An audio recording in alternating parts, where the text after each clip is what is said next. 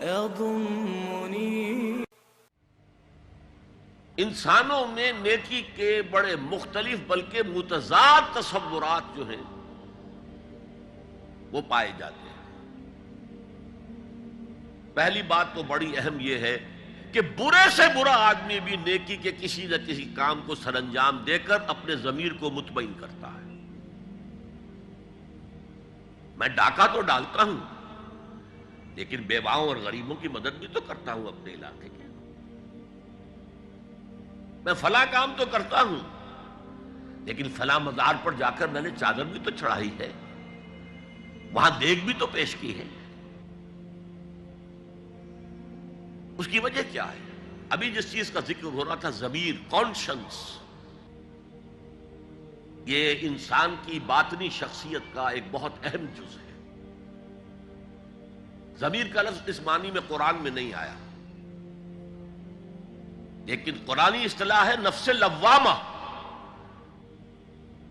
وہ نفس جو اندر سے ملامت کرتا ہے. دیکھو تم نے جھوٹ بولا، تمہیں جھوٹ نہیں بولنا چاہیے تھا. کسی اور نے ملامت کی یا نہیں کی، تمہارے اندر کوئی شے ہے جو ملامت کر رہی ہے. دیکھو تم نے فلاں شخص کا دل توڑ دیا، یہ اچھا کام نہیں کیا. یہ ہے لوامہ جس کی قسم کھائی گئی، لا اقسم بیوم القیامت ولا اقسم بالنفس اللوامہ. یہ نفس لوامہ ہر انسان میں ہے، اور جیسے ہمارے ظاہری وجود کے تقاضے ہیں، بھوک لگتی ہے، پیاس لگتی ہے، اسے کپڑے کی ضرورت ہے موسمی اثرات سے بچاؤ کے لیے، یہ جو مانوی شخصیت ہماری اندر ہے یہ بھی کچھ ڈیمانڈ کرتی ہے. اور انسان اپنے آپ کو مطمئن کرتا ہے، ریشنلائز کرتا ہے. ٹھیک ہے یہ تو خرابیاں ہیں، لیکن میں نے یہ کام بھی تو آخر کیے ہیں نا. یہ انسان کی ایک لازمی ضرورت ہے، اپنے ضمیر کو مطمئن کرنا. اب دیکھیے ہمارے ہاں کے مختلف طبقات میں مختلف تصورات ہیں نیکی کے جو رائج ہیں. ہمارے ہاں ایک مذہبی طبقہ ہے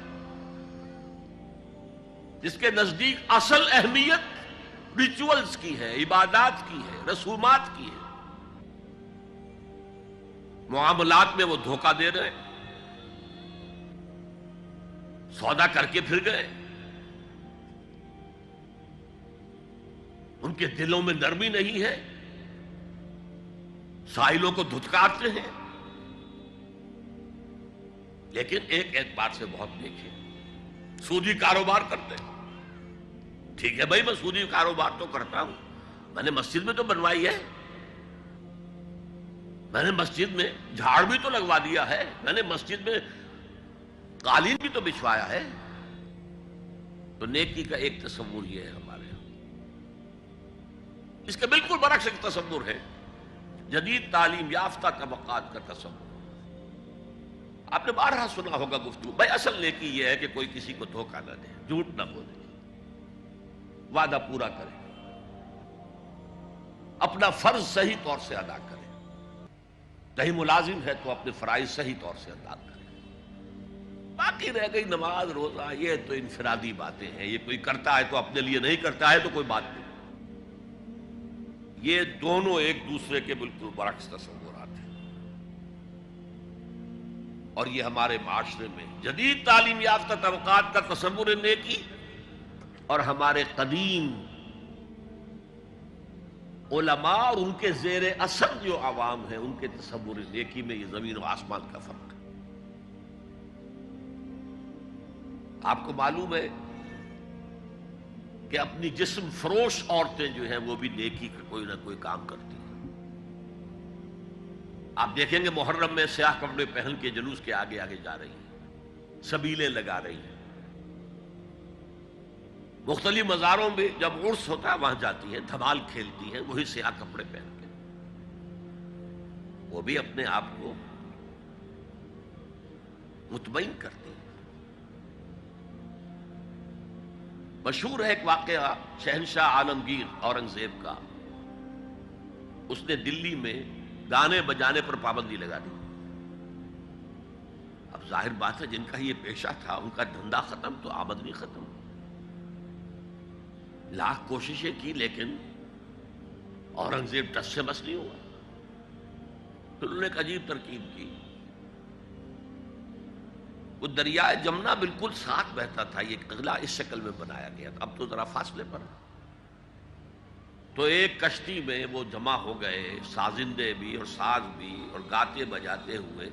انہیں معلوم تھا فلاں وقت جو ہے بادشاہ جھروکے میں بیٹھ کر دریا کی سیر کرتا ہے، وہاں سے گزرے اور ایک شعر گاتے ہوئے گزرے. در کوئے نیک نامی مارا گزر نہ دارند، گر تو نمی پسندی تقدیر قضا. در کوئے نیک نامی، یہ نیکی جو ہے یہ اس کے کوچے میں ہمارا گزر ہی نہیں ہے. در کوئے نیک نامی مارا گزر نہ دارند، یہ تو اللہ کی طرف سے فیصلہ ہے، اس کی مقرر کردہ تقدیر ہے. گر تو نمی پسندی تغییر کل قضارا، اگر تجھے پسند نہیں ہے تو تقدیر بدل دے. تو بادشاہ ہنس پڑا اور اس نے کہا کہ ٹھیک ہے بھائی، گانے بجانے کی حد تک تمہیں اجازت ہے. تو ہر ایک طبقے کا اپنا ایک تصور ہے نیکی کا.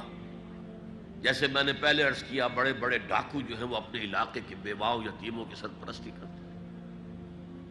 ویسے نہایت درندگی، سفاکی، انسانی جان کی کوئی حیثیت ہی نہیں. تو نیکی اصل میں کس شے کا نام ہے، کون سی چڑیا کا نام ہے، نیکی حقیقت میں کیا ہے، وہ ہے اس آیت کا مضمون. میں مثال دیا کرتا ہوں، ایک عام قصہ ہے کہ کسی گاؤں میں پہلی مرتبہ ہاتھی آیا.